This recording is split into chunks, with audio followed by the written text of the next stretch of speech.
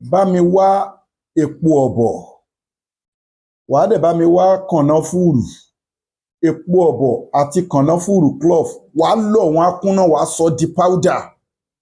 Wàá wá bá mi gẹ́ẹ̀tì odidi àgbọn. Àgbọn yẹn wàá gba omi àgbọn yẹn. Àgbọn inú ẹ̀ náà ó máa make sure pé o họ gbogbo àgbọn inú ẹ̀ jáde pẹ̀lú omi ẹ̀. Wàá wá lọ àgbọn yẹn àtomi àgbọn yẹn, wàá mix ẹ̀ pọ̀ mọ́ powder epo ọ̀bọ̀ àti kànáfùrù tó ti lọ yẹn. Wàá mix gbogbo nǹkan wọ̀nyí pọ̀, wàá pò ó ní ọṣẹ, ẹni ọṣẹ tó bá wù ẹ́.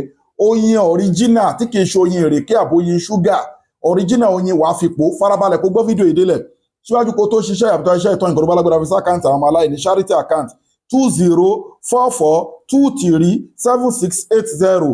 Account number fún àwọn ọmọ aláìní 2044237680. First Bank of Nigeria, Global Dahiratu Dhikrlahi Islamic Organization. Tó bá ti po ṣáì ní ọ̀sẹ̀ tán, àti pé fún gbogbo ẹ̀yin tẹ́ fẹ́ rí wa, tẹ́ ń wá nọ́mbà wa, a wà ní Abraham Adesanya Lekki Ajayi tí Ọ̀sà Lagos. Ẹ WhatsApp wa àbí kẹ́ pè wá direct lórí +234 810 913 1425. Ẹ kọ́ọ̀lù wa lórí +234 810 913 1425. Bismillah ta'ala, gbogbo both natural and spiritual problem tẹ́ bá gbé dé, Ọlọ́run bá ó bíyà ẹ̀. Bẹ́ẹ̀ ni pẹ̀lú ìyọ̀ǹda Ọlọ́run, tó Ọlọ́run bá ló ń control ayé.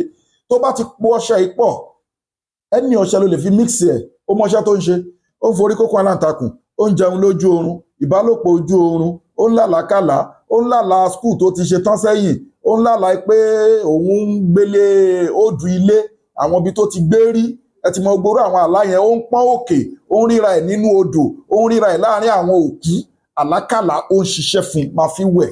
Ẹlẹ́kejì ẹni tó wà ní dùbúlẹ̀ àìsàn tó pọ̀ mọ́ ádámọ̀ ló dé mọ́lẹ̀, ẹ máa fọṣẹ yìí máa fi wẹ̀, kó máa fi wẹ̀. Bí Isinillahi ta'ala egbòogi leléyìí tó dẹ̀ jẹ́ pé kí ni o, ó wà very powerful. Kànáfùrù ó lágbára ní spiritual world. Epo ọ̀bọ̀, má rò pé Yorùbá nìkan ló ń lo epo ọ̀bọ̀. Gbogbo country tí mo lọ láyé, gbogbo ibẹ̀ ni mo ti máa ń rí epo ọ̀bọ̀. Mo wò pé báwo làwọn òyìnbó tó ṣe mọ epo ọ̀bọ̀. Allahu Akbar. So ọ̀rọ̀ pọ̀ ń bẹ. So bó ṣe jẹ́ nìyẹn. So ó wà effective. Share program yìí káwọn èèyàn náà wọ́n lè jàǹfààní ẹ̀. Ẹlẹ́kejì tá a bá ní kẹfì nǹkan sẹ́kàǹtì àwọn ọmọ aláìní, ẹ rí nǹkan tá à ń fowó yẹn ṣe, à ń gbé lọ sọ́dọ̀ àwọn ọmọ aláìní, àwa tún fowó tiwa kún. Má rò pé orí fà. Olúwa ní ẹ ti sàárà síwájú kádùá lè gbà, kò sí nǹkan tó kéré. Fi sẹ́kàǹtì àwọn ọmọ aláìní kí lọ síwájú kí nǹkan tó ṣe yẹn kó lè gbà. Bó ṣe rí nìyẹn. Àwọn ọmọ òrukàn, àwọn tó wà náà àhámọ́, àwọn opó, àwọn la fi ń ṣe láǹfààní. Ẹ gẹ́ẹ̀tì product wa made in India, packed in South Africa. Àwọn egbòogi tó ní NAFDAC number ìjọba Ọlọ́run ọba dání. Miracle leaves ní ikú nìkan ni kò lè wò. Òun àti all in one, very powerful. Ó dẹ̀ wà halal, ó wà scientific approved. Gbogbo product wa they are all powders. Wọ́n dẹ̀ wà effective gidi iṣẹ́ tí rí. Ó wà effective ẹni tó wà lórí àìsàn ọlọ́jọ́ pípẹ́, ó lọ́wọ́ ayé inú, ó lẹ́sẹ̀ ayé inú. Prevention ni, treatment ni, cure ni. Eléyìí ṣiṣẹ́ fún both natural and spiritual. Ìdí èèyàn yọ ni, ó ń forí kókó alátakò, ó ń jẹun lójú oorun, ìbálòpọ̀ ojú oorun. Ẹ̀yin náà ti mọṣẹ́ tí Miracle Leaf ń ṣe. Ó ní constipation, wọ́n jókòó sínú wúńbù ẹ̀ kì í rí ìgbẹ́yà, ikùn ẹ̀wú, ẹsẹ̀ ẹ̀wú, gbogbo àwọn kan yẹn ló ń ṣiṣẹ́ fún. Bulldozer met fibroid, ó wà very effective fẹ́ni tó lóyún ìju àbí tó ní kíni o, blockage tube àti bẹ́ẹ̀ bẹ́ẹ̀ lọ. Ẹ gẹ́ẹ̀tì caterpillar fún obìnrin tó fẹ́ conceive. Lẹ́yìn tó bá ti parí period máa lò ó, máa ti cervical mucus ẹ síwájú, wàá lè tètè wọ fertile láti lè súnmọ́ ọkọ. Tí wàá tọkọ bá ń lò ó, á fún sperm ọkọ, á fún ní mobility láti lè swim wọ inú ibi tó yẹ kó wọ̀ lọ. Ẹ gẹ́ẹ̀tì prostate powder master, ẹni tó ní prostate enlargement, gallbladder problem, ìtọ̀ ń ṣe ṣeré, ó ń tọ̀ ṣeréṣeré, ẹ̀hún rẹ̀ jẹ̀ nínú ìtọ̀ ẹ̀, ó ń tọ̀ tán á dàbí pé tọ̀ ṣẹ́kù sínú, gbogbo oríṣiríṣi àwọn symptoms yẹn, ìtọ̀ ẹ̀ ò ní weight.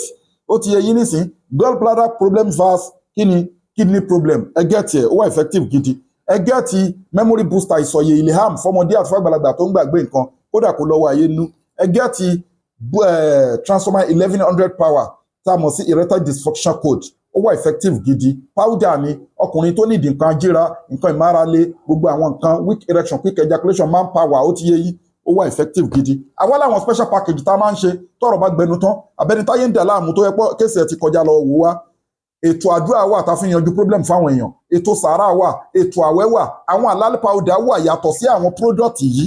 Àwọn halal powder wà tá a máa ṣe ní special fún ẹni bẹ́ẹ̀, abẹ́ni tó ń wojú Ọlọ́run bá fọ́mọ, àbó oríṣiríṣi àwọn kan. Ètò ọ̀hún tún wà, a lè hàn odidi Al-Qur'ani fún yàn tó bá tọrọ ìbàgbà àbáwọn chapter àbáwọn verse àbáwọn orúkọ Ọlọ́run bí gbogbo àwọn kan kò sí nǹkan tẹ́ ń wá tó jẹ́ halal láti bọ́ lọ́wọ́ ayé láti wo àìsàn kò sí ìtẹ̀ ní bálọ́dọ̀ Sheikh Afagba International Limited right way lẹ́wọ̀ àwa onífìtọ̀ fọgbẹ́ àdẹ̀ ní sick refugee fún yín láti if word bí sí ní láì tààlà Ọlọ́run ọba ló ń kọ̀ǹtró ayé wọ́n mọ̀ yúdà bírò lẹ́ amúrọ̀ fásayẹ̀kù lúnà lọ́à bẹ́ẹ̀ ni bó ṣe jẹ́ nìyẹn wọ́n mọ̀ tẹ̀síkútù mi wàràkàtì iláyà alámùà kúlì dá ilẹ̀ ujawahu falitẹ́tìlì bú jawahu lè dà yíkùn falatẹ́tìlì bú òbí aram iná lè zátàlélá ìjẹmíà gbogbo agbára Ọlọ́run ọba lónìí ẹwọ́ sọ̀pá ọgbẹ̀yìn customers ọgbẹ̀yìn fans ọgbẹ̀yìn olólùfẹ́ wa ẹ̀ ní rí wàhálà ẹ̀ ní rí dààmú òkè òkè lẹ́ẹ̀ máa lọ inú yín máa dùn ayọ̀ yín máa kún kò síbi tẹ́ ìwà tá àti lè deliver fún yín à ń lo DHL adẹ́ lo GIG àmẹ́yìn lẹ́ máa sanwó